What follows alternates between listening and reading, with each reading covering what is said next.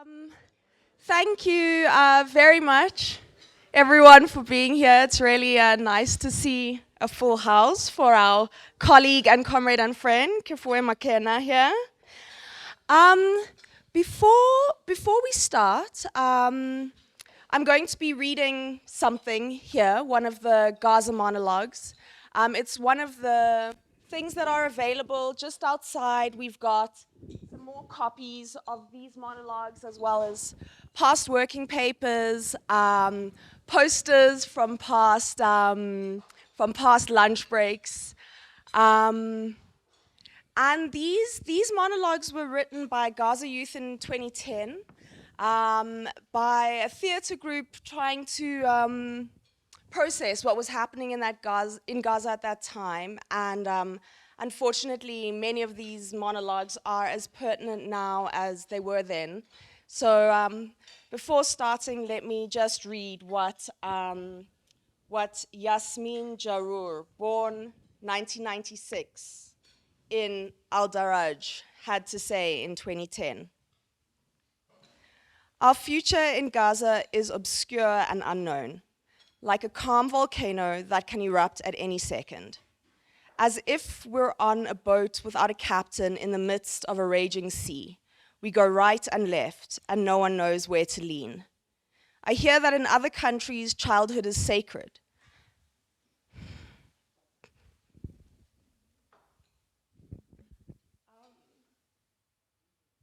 I hear that in other countries, childhood is sacred, and children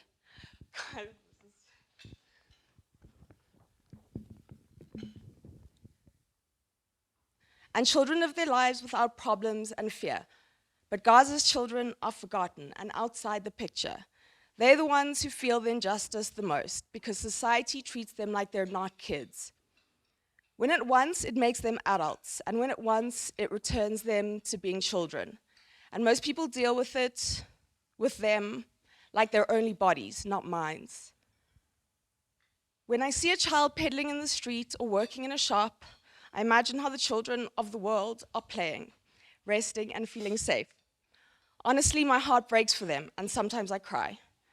Gaza has no tenderness and no childhood. A boy is born a man there, and a girl is born a bride. Dad, before the war, was a lot more tender with me. I wish he would take me in his arms like before. But God help him, he's probably worried too.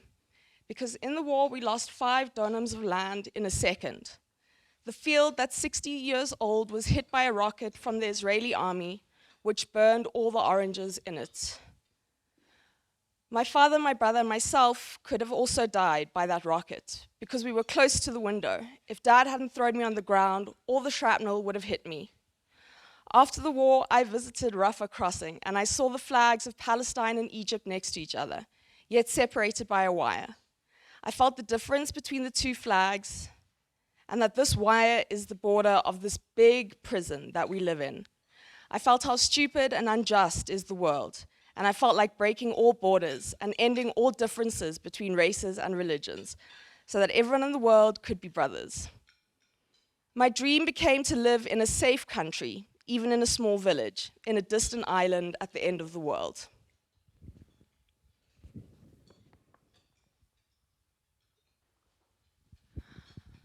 So at SWAP, we've been making a practice of reading these monologues ahead of our, either in kind of set moments where we choose to read the monologues, but just generally at our events to bring Gaza and what's happening there always into the room, and to also hopefully allow us to make connections between what's happening there and the issues that we are dealing with in our own country.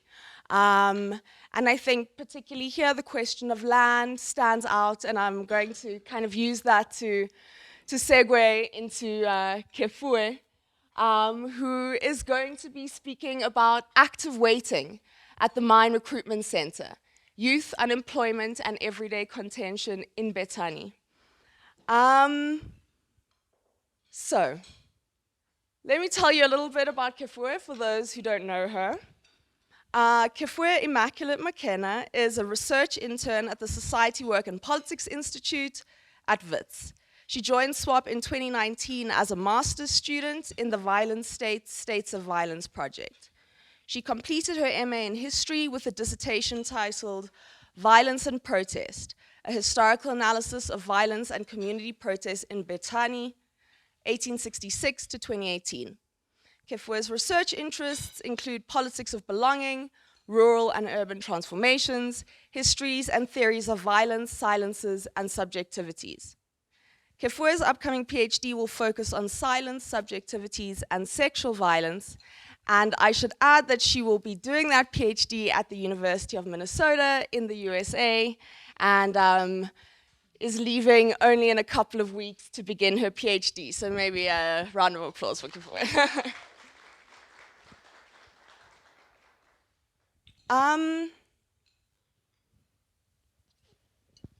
I should also say, perhaps before we get going, that it's so nice to see so many people who've already presented lunch breaks in the room.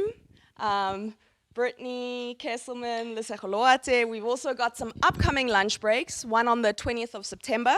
That will be Joel Pearson, and he's sitting there as well, and he'll be talking about historicizing crisis in a South African rural municipality, spatial, administrative, and extractivist dimensions. And then on the 18th of October, Fabio Luis Barbosa dos Santos, yes, who is sitting there, will be speaking about Brazil and South Africa in the 21st century and making some comparisons there. But today we are here for Kefuoe, and the way that this session will unfold is that Kefuoe will speak for 20 to 30 minutes perhaps, and then after that we can all have a discussion.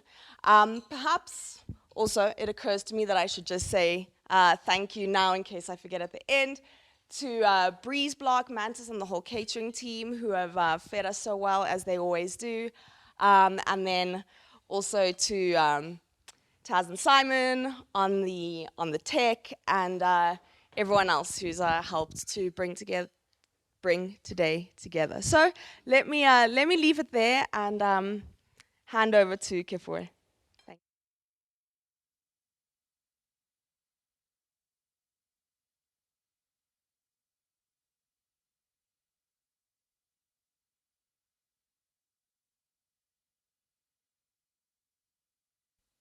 you. Great.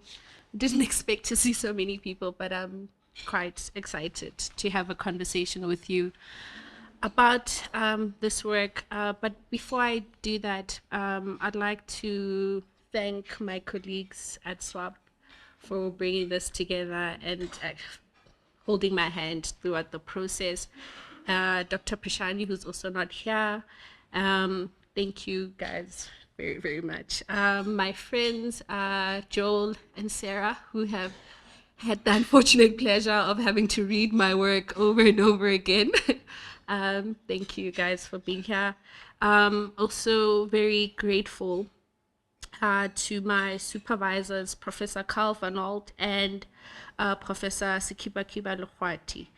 But I think maybe the most important people would be the Bakwena Mogopa in Bethanie, or the people in Bethanie in general, who continue to check up on me and update me on various activities that happen in the village.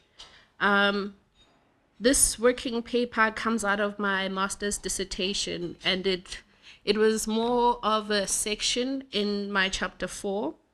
And it has developed into this working paper. And the chapter 4 that I had was titled Shift in Repertoires of Contention, Violence, Unemployment, Youth, and Everyday in Bethanie. And you'll see with this working paper, I put a focus on what does it actually mean to be actively waiting, and what do young people do as they're waiting. Bethanie is a village in the northwest province of South Africa, close to a town called Brits. The village is home to the Bakwena Mogopa under the chieftaincy of Motheo Mamgale currently.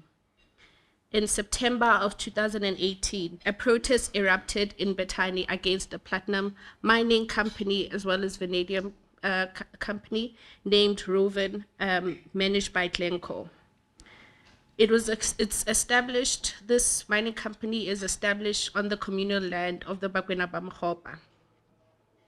It was this protest that made me take a closer look at what was happening at the recruitment station. And I will be using the recruitment center station as well as market and Mutikong quite interchangeably because of how the language in which the people there were speaking to me in. This working paper seeks to explore the everyday dynamics of young people seeking work in Bethanie and what they do while they're waiting for jobs. By drawing on oral testimony from aspirant job seekers, along with ethnographic observations at the Mining Recruitment Center, which I show forms the heart of economic aspirations and everyday sociality in the village. This working paper argues that young people in Bethanie might be understood to persist in a state of active waiting, a term that is intended to encompass the feelings of both hope and resignation. What this working paper attempts to show is that young people who gather around the job center on a daily basis are not simply idle, but together produce a space in which they share their problems collectively, engage in social activities together, sit together in silence or share ideas, and crucially, develop a shared political consciousness, which I argue underpins the sporadic protests which the community has witnessed in the recent years. Mining operations in Bethanie began in the late 1980s. According to Andrew Manson, the Bakwena ba Mogopa in Bethanie are sitting on large mineral deposits. The Bakwena ba Mogopa are spread out in about 14 communities, but most notably would be Bethanie, Makolokwe, Bariseba, Hebron, and Jericho. In the grounds beneath these communities, mineral deposits such as diamonds, vanadium, granite, and platinum are found. Bethanie falls under the Bujanala district municipality. And there, young people between the ages of 15 and 35 constitute about 34% of the total population in the district. And the total unemployment rate in the Bujanala district has been estimated at 48.7%. And these numbers vary from time to time. However, just to take a closer look and take you to the recruitment center. The everyday, Monday to Friday rhythm in Bethanie begins in the same way. Some people are preparing to travel to work, others are already in transit, others are cleaning or gardening, doing general domestic routine. Among other things, there are those who are walking to the recruitment center. And many of these young people who take this walk will be discussed here. The recruitment center is located a few feet away from the offices of the Bakwena ba Mogopa Traditional Authority, as well as various homes of the past chiefs. The office is also located relatively near the Roven mine in the west section of the community. And this is what is usually commonly referred to as Moseja, or the west section in Bethanie. When people arrive at the recruitment center, they engage in a process of mutiko. Mutiko is this colloquial term that is that can be loosely translated as ticking. The flow of people begins in the early hours of the morning and has become routine for most. After being registered, they tick their names every day of the week in the hope of receiving work. Others, or rather most, stay around the office for the rest of the day, playing cards, talking or drinking, in the hope that if an official comes from the mine to the recruitment office looking for workers, that they are available immediately. Another possibility is that they stay around the office because of what the space represents or what it creates for them. The site of the recruitment office and surrounding spaces that these young people occupy in the morning and throughout the day consists of the supermarket, the post office, benches, and tavern. Here they can be collective and not just only individuals who are facing unemployment. They are not asked questions about how they're spending their time. The youth engage in this routine. They spend their days waiting together. Beyond a rhythmic weekday experience, Mutiko also constitutes a spatial location of social production and collectivization. This daily routine has been collectivized by the unemployed. Together, they grieve about the promises of employment that seem to be few and far between. And together, they've developed a common political consciousness, which has come to form a defining feature in the local political landscapes. And I'll talk more about why the youth become very important in Bethanie. And it's through the space of the recruitment center where they gather. I introduced the term active waiting to understand how youth in Bethanie, in their struggles against unemployment, the mines establishment, traditional leadership, local government, and forms of belonging, locate themselves as political and social agents. These routine-like activities that young people engage in, particularly around the site of the mine recruitment station, also referred to as the market, creates a space of congregation and conviviality between unemployed youth, which are central in understanding the cycles of sporadic protests which have been characterized in the recent years, as I've mentioned. The subject is characterized as active in their waiting as they develop a collective consciousness, mobilize, and take action to demonstrate their demands, while simultaneously they wait for the promises of jobs, which symbolizes at times the transition to adulthood. Their waiting is active. I draw on the works of Michael Ralph, who talks about killing time and looking at what the youth of Senegal, sort of what they were engaging in, which was called the tea drinking rituals, and what that actually means. And while they are seen as idle, there's also a sort of routine and rhythm that is created in that, and some sort of identity that is created within that space. So Michael Ralph says people associated typically high rates of unemployment with young men not simply unable but unwilling to secure work, absent opportunities to develop the skills employers seek. Young men hang around in the streets. People repeatedly told me wasting their time in tea-making rituals. So by thinking about these rituals and looking at them, trying to look at them differently rather than just dismissing them as killing time, but trying to understand what that killing time also produces is what I'm particularly interested in. Honwana, who introduces a term called waithood, explains that the term waithood is a state of unemployed young people, and who looks at waithood around the African continent, defines this term as a prolonged period of suspension between childhood and adulthood. And the attainment of adulthood is characterized by the responsibilities and social expectations. So all these young people who gather at the recruitment station are usually marked or characterized in a particular way as people who just go there, who are smoking, drinking, or just playing cards. But there's a lot more that is happening there, and it's really looked at or understood or seen as something that is political. And what I'm trying to do here is to argue that there is something important there, and that it can be also a political activity.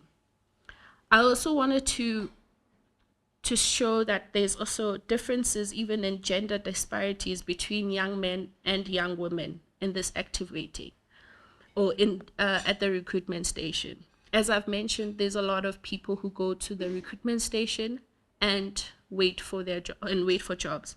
But a lot of these people who get to do that, or who get to spend their times there, are usually young men. Hence why a lot of people will refer to them as just people who are smoking or not doing much there.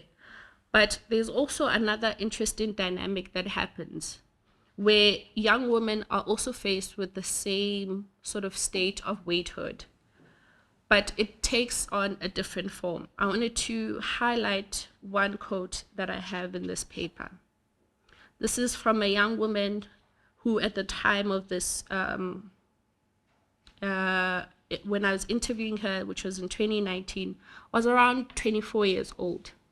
She says, I leave here early in the morning after dropping my child at creche to go take my name. Most of the time I stay there at the market without any money for food, passing time by playing cards and chatting. I stay there in case the mine officials come and need people. By the time I go back, it's time to fetch my child from crèche, and I realize that I have not cleaned my mother's house. But I wake up and do the same thing again tomorrow because I need a job. And this sort of shows that, like, she's weighted by these social expectations as a young woman, what she is expected to do at home.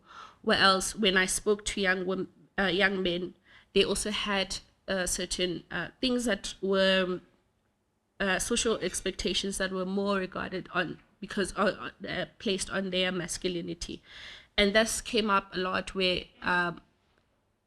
there was points whereby they felt that their masculinity was being questioned, whether the girl that they liked was could only be courted by someone with a car, and because they didn't have it, or they have the material resources, they felt that they didn't have a chance at doing that. And it was interesting in how they always referred to these other men who were working as men, but not referring themselves as men in most times. So the recruitment station serves as a space where the youth wait for jobs from the mine, as I have mentioned. But I think there's a lot more that is happening there, where people's identities are constantly being made and unmade in that same pace. Sonabile Mnwana has argued previously in one of his papers that mining has produced intense struggles and competition at the local level. Such struggles are fraught through claims of exclusive group identity and conflicting notions of belonging. The politics and meaning of belonging and citizenship have hence become central to attempts to determine who benefits from the fruits of the platinum mine and who doesn't. This takes me to the point of the 2018 protests. This protest began on the 3rd of September, and I remember this quite well because I was actually arriving in Bethanie. Groups of young people had blocked the roads, burning tires, tree branches, have knocked down some of the road signs, and I was able to recognize immediately some of them because I had went to middle school with them. And it was very interesting in that, like, I had not seen Bethanie in protest before, or seen young people at a protest. And this was not just a feeling that I was, or what I was observing, but what I also got during the protest. Many of these young people who were there this was their first time actually protesting. However, since that 2018 protest, there has been many protests, or at least more sporadic protests, that are led by these young people. And I think from that moment of 2018, because of what the recruitment station has created, we're seeing a lot more youth mobilization, and more of them actually collectivizing and conscientizing each other about what their demands are and what they expect from the mine, their authorities, and so on. I wanted to illustrate this by playing a short clip in where, just to sort of illustrate what I'm speaking of. It was very interesting to realize that actually a lot of them didn't actually know any protest songs, but yet were engaging in this activity, and I found this quite fascinating. Okay, sorry, as I'm working through that, so it was very interesting in seeing them take on these new tropes of like protest. And in this video that I'm going to show, they're actually singing a song in isiZulu and they're all Setswana speaking. So that was quite fascinating. But they were quickly joined also by other members of the Bakwena Mogopa from other communities, because their struggles are similar in that like they are fighting to benefit from the land in which they believe that is of their ancestors.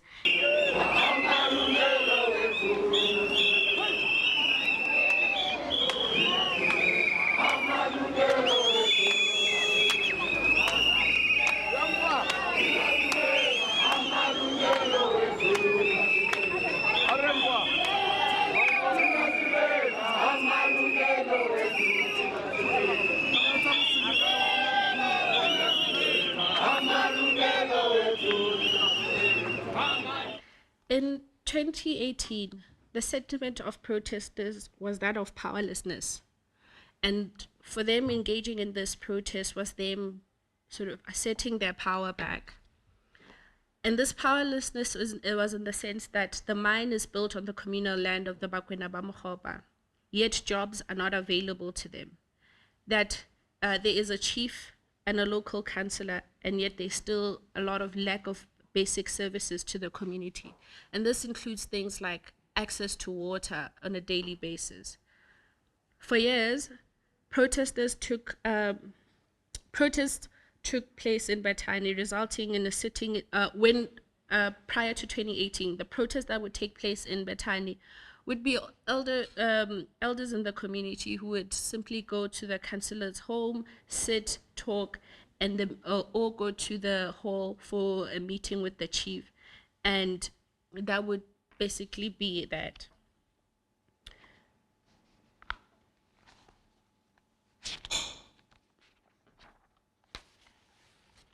Here, from 2018, the youth were the ones at the forefront. And this is one of the most sort of like obvious, parts of this protest, where this has not been seen before in Bethanie. And but what was also very interesting, and perhaps where I would like to sort of pause before getting into another thing, is that while speaking to the elders in the community, what was normally, what kept coming up, whether actually even from young people, because that's how they've been taught, was that we are a peaceful community.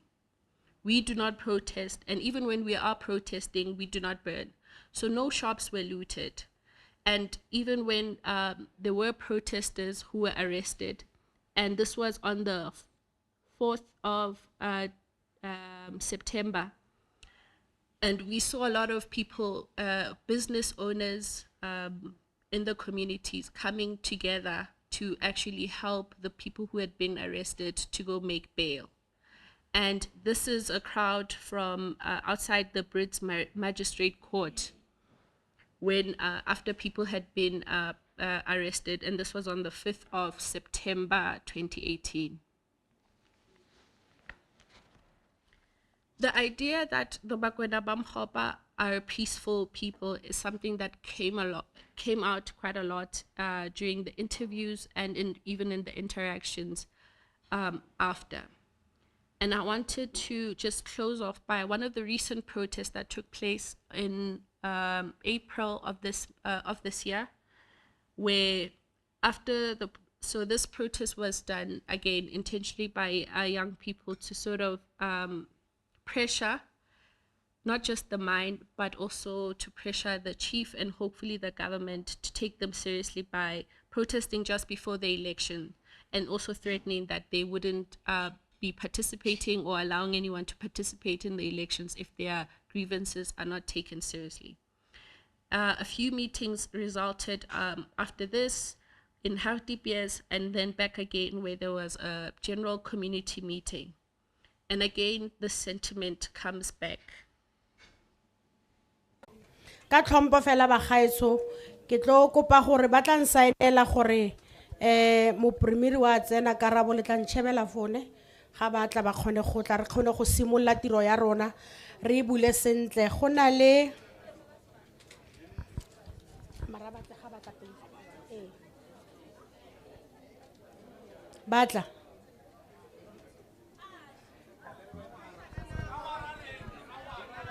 ke kopa gape go apologize ka gore ke kopa go apologize gore re be re simolotse thari ka gore ke be re simolotse ka 2 akere yaanong ne re sentse re tsene re ke re fa mo acting premier gore go na le eng go ntse go diragalang mo go na le mathata a eng ra resolve yang re bua yang le batho so ne re mo fa report ke kopa fela gore ra apologize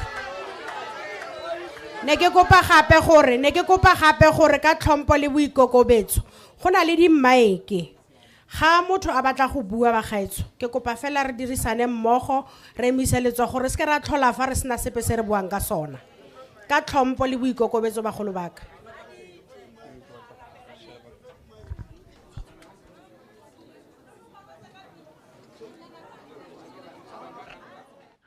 Thank you so much. I think I will sort of pause there for now. Okay, thank you very much, Kefuoe. And I think we'll now open up for a discussion. And perhaps now is also a good time to say that these swap lunch breaks are an opportunity for people to present work that is in progress.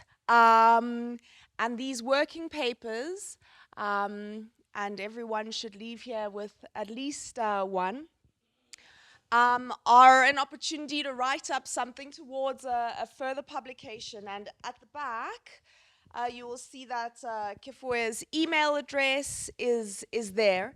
So hopefully we can have a productive discussion, and anything that we don't manage to cover in this session, you're welcome to write to Kefuoe and share your thoughts. So I will maybe we'll take 3 questions at a time, and then Kefuoe can respond, and we'll see how many we can get through before 2:30. I know we will end sharply at 2:30 so that people can get on with their days. So, have we got any comments, questions, thoughts? We've got 1, 2, 3. You want to start? Thank you so much, Kefuoe. That was really eye-opening for some of us who've never encountered this topic.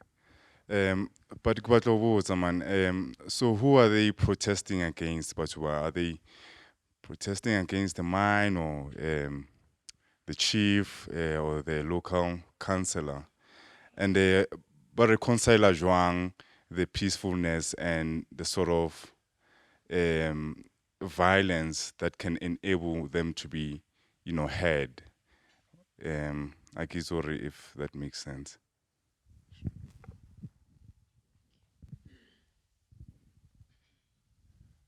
Okay, let me be quick. I'm Professor David Copeland from anthropology.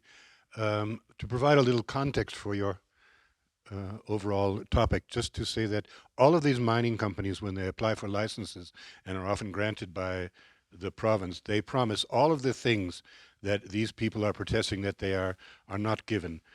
Jobs, support for schools, water and municipal services, support for their agricultural efforts, and all of these things, the mine will put in their application, we're going to give you these things.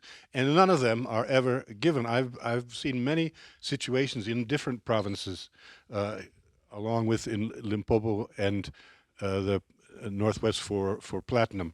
They don't hire these new young people to do anything there because they want veterans who've been working in mines and other places and know all about mining platinum or something. And even among those people, of course, there is some unemployment. So there's no difficulty of the mining companies importing workers from anywhere. They're available. And of course, those people aren't going to say anything because they're in a precarious situation, even among themselves. So the jobs don't come and the whole rest of it.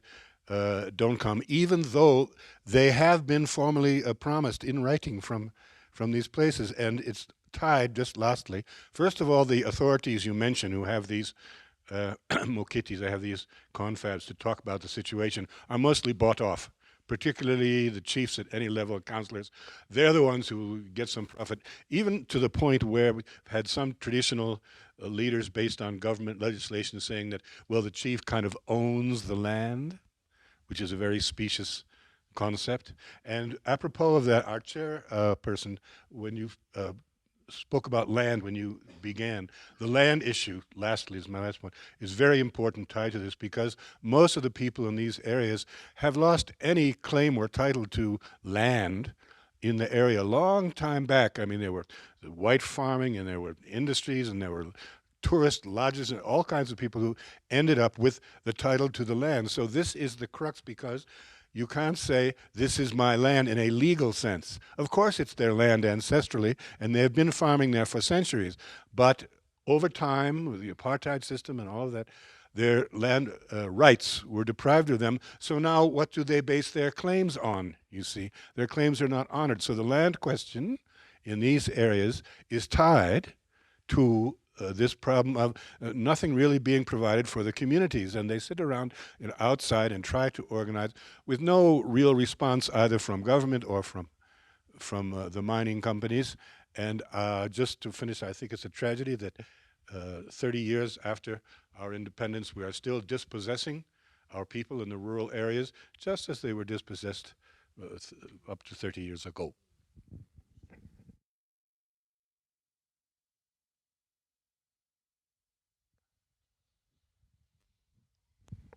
Hi, Kefuoe. So impressive. I'm so proud of you. Thank you for your presentation. I'm just really curious because the introduction said that you are interested in politics of belonging. And I was wondering, because in your presentation you were talking about some of the people who were protesting were your former classmates. So I wanted to understand your positionality as you were doing this study. And also this politics of waiting.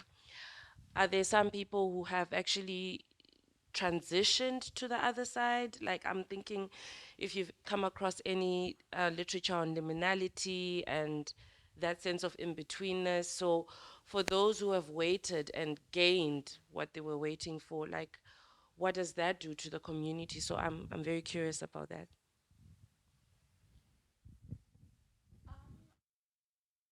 An opportunity to respond, and I have to say, I have already lost track a little bit. I know there's, but you've had your hand up in the first round, hey, from the beginning. Okay, so we'll go 1, 2, 3 in the next round, but let's hand over to you.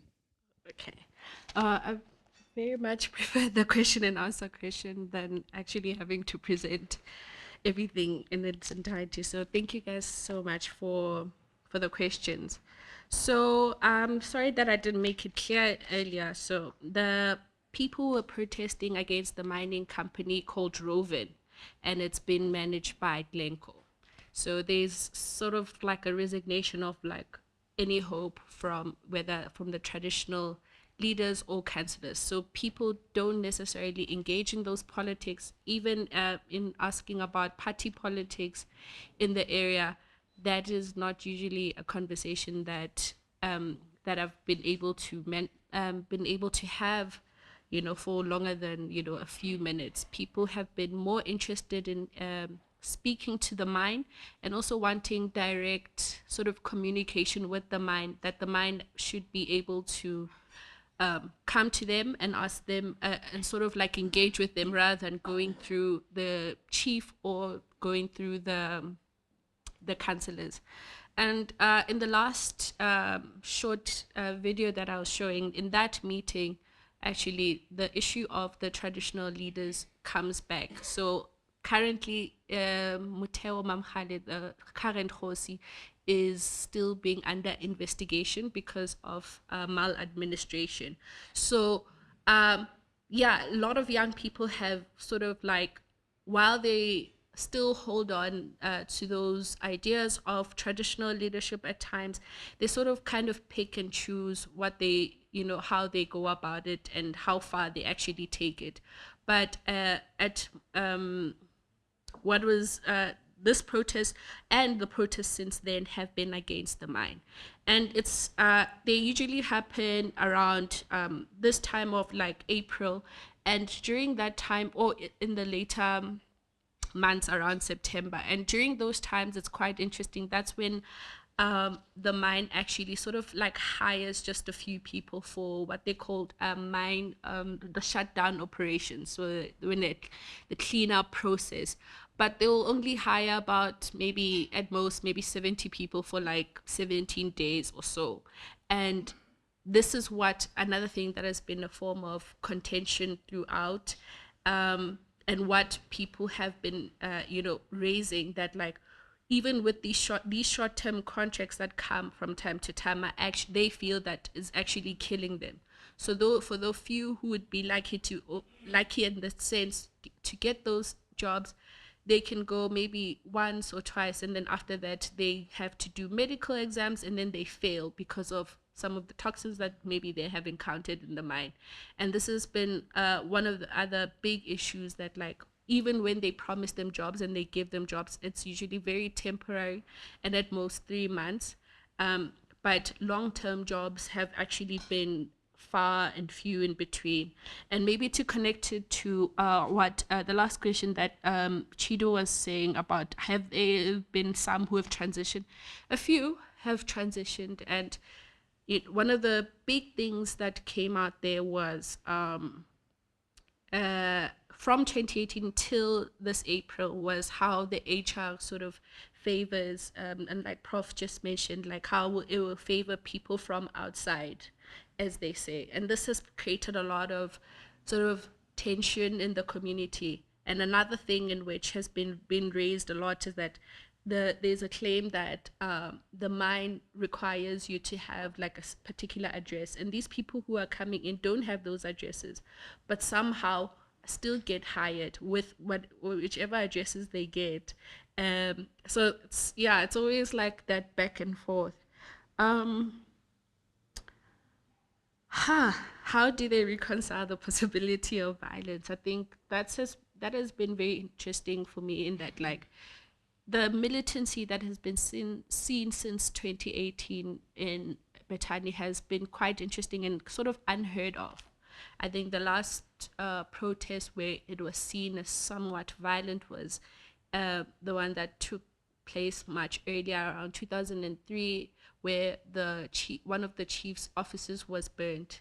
However, no one sort of, a few elders were like ended up being arrested with that. But that was just all like politics of succession and all of those things. But and also because of mining contracts that were coming in, and government involvement. So it was a mismatch. But other than that, there's hardly to no violence in their protesting. But in 2018, that sort of militancy of blocking the road, the one road that still sort of functions and is like sort of a gateway into the community built during the Mutatsana times, it is quite interesting in that they've had these conversations like, we're not going to be looting, which was very interesting in that like they anticipated things of that nature coming coming up, and then they were able to curb that, and hence they've also been able to sort of build and continue momentum. But I think that's the question that I'm always thinking about, because I am interested in the subject of violence, right? But anyway, it's the question. I think what I don't have to, wasn't really a question. Thank you, Prof, for like adding on to this. I think I tried to sort of show and like what actually happens, that these promises of jobs and the mind has been active. So they have now fixed, since because of the 2018 protest, they fixed the clinic, which is doing quite well, although not being able to function for like long periods of time. But like Yeah, and they fixed some schools in Baraseba, for instance. And they've also created what they call the Bakwena center, whereby where people who want to sort of do tenders with mines can actually use those offices to use their laptops or hold meetings, or apply for creating a company and things of that nature. But these and this also came out of the protests, and this has also created tensions of their own. So you see what happens because of this center in the aftermath, whereby now there's also tension within the protesters themselves. Who got a tender? Who did they hire? Because another thing is that, like, even the people who are protesting have also been hiring people from outside who are not in the community. And that is another interesting contention, that I'm still working on. And my positionality, I think, and maybe, no, I guess, as African, there's no such thing as stepfathers. So, but anyway, my mother was married in Bethanie by my father, David Maudani, and hence that's when I sort of like started going there and actually being part of that community. And because I was a child, I used his surname Maudani. So if you see anything where it says Maudani, that's still me. What is interesting is that this protest, as I mentioned, started in 2018 on my way there. I was already doing a project for my honors where I was looking at specifically the politics of belonging. And what was interesting, reason why, is because I found myself being able to navigate the community in a different way other than my mother. So my mother was constantly being reminded that she's not from the community. But because I was a child in that sort of kind of, but forms of inclusion and exclusion sort of exist in these spaces, but and they intensify more when resources are at the heart of the issue. So there's always those conversation that whether you are here by marriage or you are Mogopa but you're from a particular community, there's always that tension that's happening. But it was very interesting to see young people from these different communities in Bethanie coming together, from Makolokwe, Bariseba, Jericho, coming to Bethanie and protesting against this mine.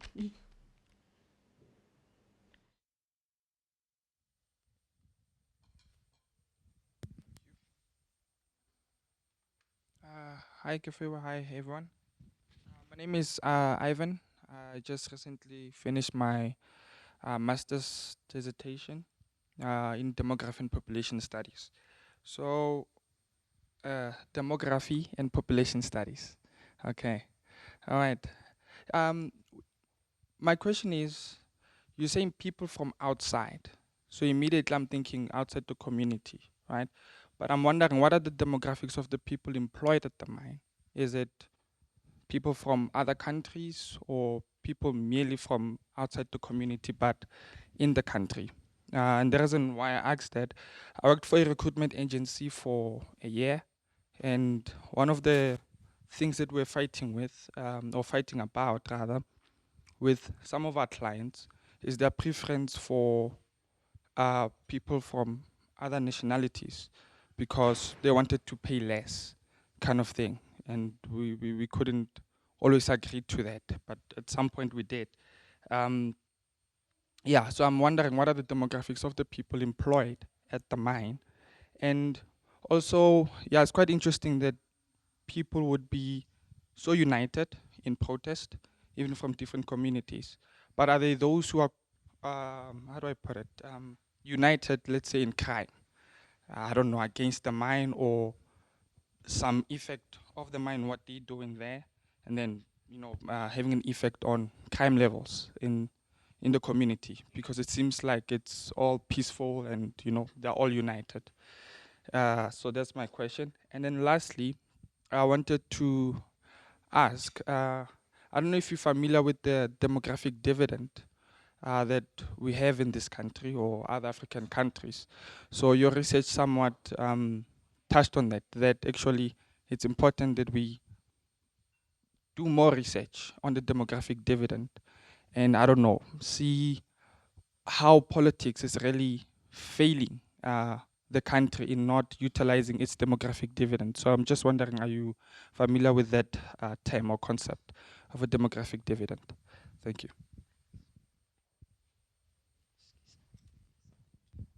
Thank you so much. That was very insightful. Thank you. I'm trying to, in fact, I'm not even sure how I'm going to frame this question because I'm trying to think. In fact, I was reading something else from another writer who's thinking through these villages as abandoned zones with all these surplus populations. I mean, these bodies that capitalism is not interested in anymore, you know, and is thinking of all of this through death, you know, that, for instance, that process of waiting, of taking motiko is a process of dying, of, and I wouldn't say slow dying, but rampant dying, where dying here is an active process. But I also want to, maybe from your observance, I'm sure you were able to pick the visible continuities between the colonial, the apartheid, and the democratic order, which is kind of like tied by this neoliberal capitalist order, but kind of like using the same logics between these three things. How were you thinking through that time and temporality between these? How are you thinking through these continuations? And of course, this rampant dying in the wake of capitalism? So I can't remember what the third question was. Hi, Kefuoe. Thank you so much for this super interesting paper. I'm Tara from the History Department at WITS.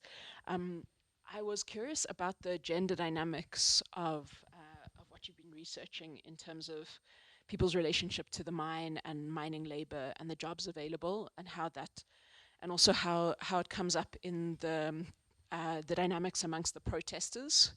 And I was thinking also about how a few months ago I saw this Winnie Mandela play at the Market Theatre based on Njabula Ndebele's book. And it was kind of about women waiting in the context of like the migrant labor system and the history of the Bantustans. And this is interesting because people are also waiting, but men and women are both waiting in this job center, I imagine. So yeah, how does that maybe change that that apartheid era history around women waiting specifically? Yeah, how do you think about waiting in a gendered way?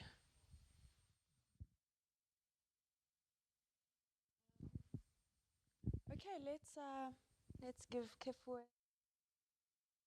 a minute to respond.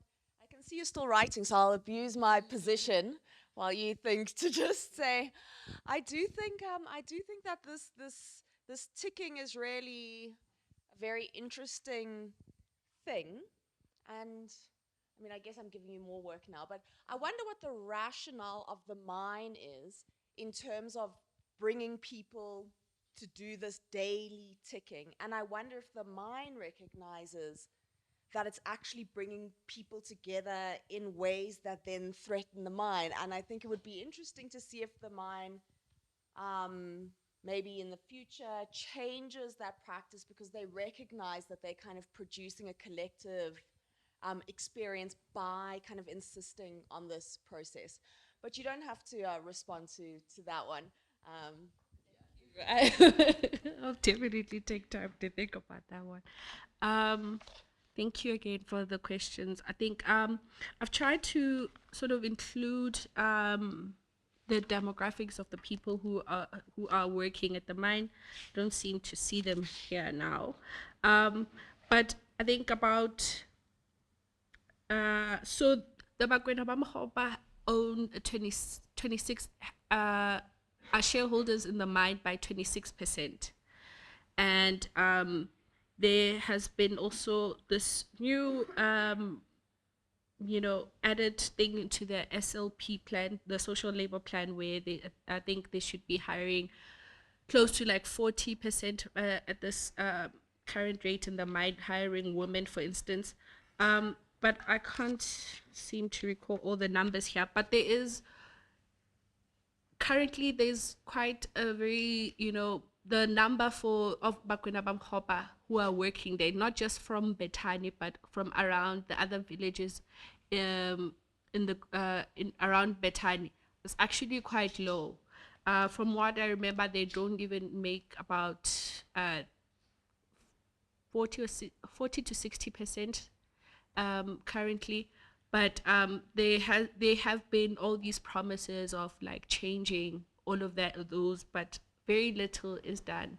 So I try to also speak about how these promises that come after protests, sort of like to try and pacify people that there will be jobs, there will be these things, they will be, and very little is still done about that. And I think these protests that have happened have been quite important in like putting on pressure, putting pressure on the mine that they sort of like not used to. Dying, thinking about that through temperate. I mean, I use Judith Butler's work on grief, because I sort of, when I would go to the recruitment station, there was also almost sort of like a sense of mourning at times, and how people were sort of mourning, grieving this idea of and possibility of work, but they also, many of them have actually also never worked. So it's grieving something in which you've actually also not experienced. And I found that quite interesting, and just to see that on a constant, basis. I've seen people who have sort of also withered away in that space. It is quite unclear when the recruitment center becomes an important part in Bethanie. So this mine was sort of established in the 1980s, right? And there was a lot of prospecting that was done as well, a lot of government involvement. Mogopa had his hands in there. The chief, Lerotodi at the time, was also involved in that.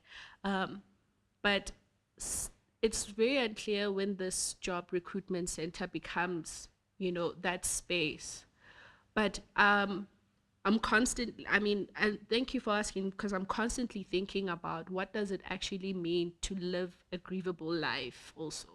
Like, how do these young people see themselves in the state in which they're in, and what their aspirations are, but also what informs that and all of those things. But I think the station, and also while they get to collectively grieve, they also get to, create something else, conscientize each other, decide to protest. At some point in 2017, there was a bit of tension in the recruitment station, where there's another group that ended up, kind of creating a side group of their own, and they were able to like use the traditional authorities' offices, where they created a second kind of recruitment station, and that created a lot of tension. But it was also sort of promising to those who were there. A lot of new, so like I mentioned, there's quite a lot of mineral deposits in this area. So there was now new opportunities. If you're not working in the mine, you could get a short-term contract to work in the granite mines, or to go clean the streets or something, or to even like engage in some farm work, even though that's not something that they like very much. But it was quite interesting, like the kind of tension that it created, that it actually ended up falling apart because of these tensions that were created within with each other. But people sort of also find ways of like coming back together. Yeah, I don't know what that entails, but I think it's something that I'm constantly thinking about. And also, just from what I observed, it was quite, it, it, it brought out quite a lot, like I mentioned, young men who would constantly, who felt that their masculinity was being questioned because they were not working. One even asked me, like, I can't even ask out a girl because I don't, I can't, what can I do? So that sort of resignation that I can't, create a family, or I can't be in a particular place because of how society sees, or has sort of like sees me in that way. And I think there's a lot more to be said about that. The gender dynamics in waiting, I think, while I do try, while I show these sort of differences, there's also like all those ways in which they converge, that there is, um, sort of like a difference in weighting based on like social expectations on like genders, like how people are thought. But I think if I look at, when I look at like prior to 1994, there's also this thing of like women are waiting, and like they've always sort of like been engaged in like wage work, but like it becomes very interesting in how now you can't necessarily, and I think this is where I disagree with Honrana, who sort of says men, they still way much more that is placed on young men. But in this sort of like, and I say in this economy of serial, guys, there's no way that you can have like a one income household. And also there's just also all these, many people are actually not just supporting themselves and their immediate families, but are also expected to sustain relatives outside of that. And through that, there's this constant pressure on both of these genders, even though it takes shape in different ways.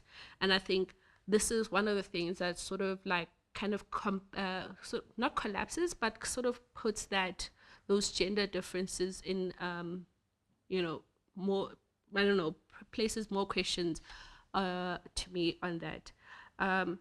Yeah, I think the others I will sort of continue to think through, and thank you. Okay. So it is 23 past. We're gonna take just 2 questions, and I'm gonna ask people to keep them very short. We have a hand here, and we have a hand here. So, thank you. Good afternoon. Thank you, Program Director. Sorry, you said I must be brief. I'm a slow talker. I might take more videos. But thanks so much for your presentation, my sister. Actually, you took me back memory lane, because once upon a time, I was a miner. That was more than 40 years ago, 1976. I don't know how many years. So some of the things here you shared with us during your presentation, they touched me. They took me back to those yesterdays. Thank you very much. Maybe let me help my brother there, who asked you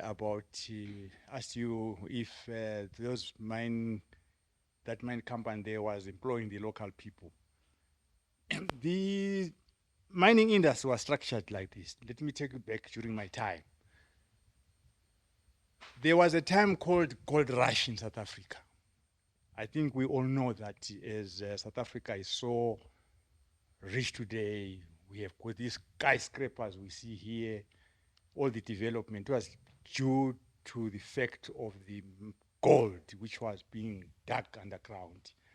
There were big mines like Durban Deep, Western Oria, Marikana, Kingross mines, where I spent 2 years there.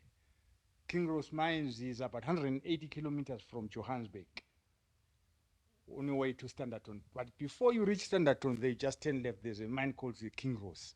That's where I was there from it was soon after the riots in 76, it was in August 13, up to 1978.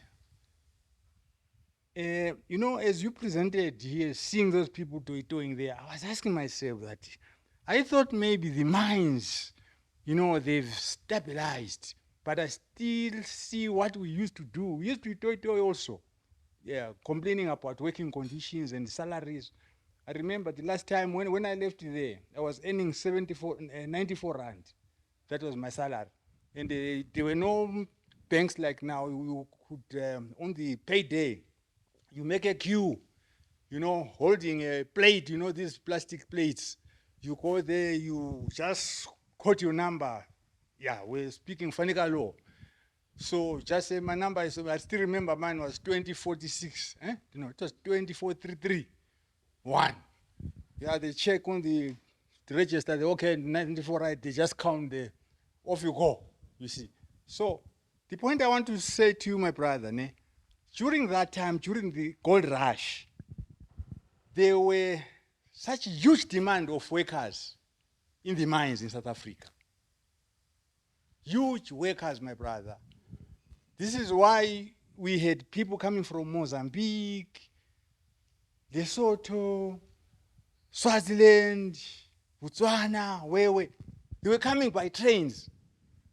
I think you remember that this is why Yuma Sekela had to come up with the song Stimela, Sihamba Malal. It was in tribute of the miners. They didn't want people who were working going home during that time. You were supposed to be confined to one place, which were called the hostels. Yeah, you stayed in hostels, one room there was about 40 people, 20 this side, 20 this side. You see, it was rough. And the strike we had in 1977, I still remember the president during that time, the current president, when he was in NUM, President Sirama, we came there. It was a 3-month strike. When he came there, he's the only person who just came and said, hey, Makaban, Bilanem Sebenzin. It was quite, we went back to work. Yeah. So now, the gold rush ended, my friend, my young brother. The mines now, they were forced to employ local people. Understand? But what they are still doing, some of them, they don't pay back to the community. Like when they dig that gold, the diamonds, they sell them wherever. But now to come back and develop the local areas, they don't do that, some of them. This is why you see here my sister on using first paragraph of the introduction. You say there are still continuously strikes, you know, because people, it's so painful, they are staying here, you see, sorry, okay. We see people are working there, but you are not benefiting. This is why you see there are a lot of instability strikes. Thank you very much. Unfortunately, we're not going to have time for the last comment. I'm going to just give Kefuoe 2 minutes to say any last things that she wants to say, and to also thank everyone who's here for coming, and to say that I hope to see you. We all hope to see you at future lunch break seminars. Also, before I forget, there is a register in circulation, and it would be really helpful for us if everyone could sign. And also, if you'd like to be added to the mailing list, you will be from there. So let me hand over to Kefuoe, and then we will say goodbye for today. Oh, but sorry, maybe I say this is just to release people to get on with their days. Kefuoe will hang around for a while afterwards, and if we want to continue the conversation in a more informal way, we can also do that. Cool. Thank you. Thank you all for coming. I don't know sort of what to say. I think perhaps I will say that there is a lot to be learned in these rural communities, and there's a lot that they can also teach us about what protest is, because in most cases we look at protests in urban areas and not realizing what is also happening in the rural areas. And this unassuming community of the Bakwena Bamhopa, which I have I'm clearly very much attached to, has brought out these different dynamics of thinking about grief, of thinking about waiting, of thinking about what it actually means to be in active waiting. And I'll perhaps leave with one quote, very short, it's just a sentence from one of the community residents who during a meeting, who said, Glencoe, you are tenants to us, not the other way around. And I think by just thinking about that, it echoes all these things in which have been mentioned today during the questions and in the presentation around what does it actually mean to live in a community, in the land that you believe of your ancestors, but still do not benefit from it. Thank you.